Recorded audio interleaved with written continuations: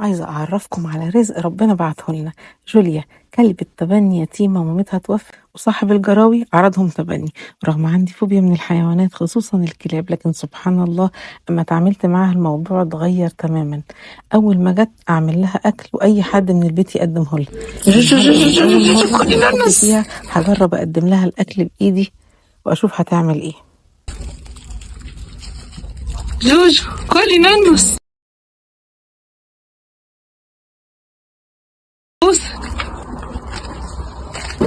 شاطرة شاطرة كلي.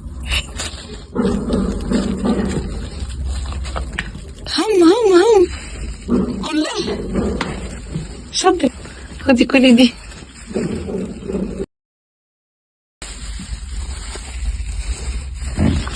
كلي ماما كلي ماما.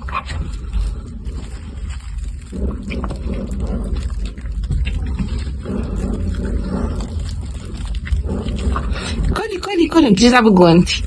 اوعي تاكلي جوانتي بس. كلي دي حلوة دي حلوة دي. خدي كلي دي. رضيت تاكل من ايدي.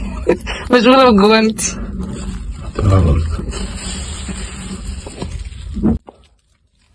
طبعا هنا حاولت تقرب مني، بس بصراحة أنا لسه بخاف منها شوية. كل شوية تسهيني وتحاول تقرب مني. بجد الكلاب دول طيبين قوي وبيحتاجوا بس شوية حنية وأمان. تديهم الأمان هيدوكم حب عمركم ما تتخيلوه.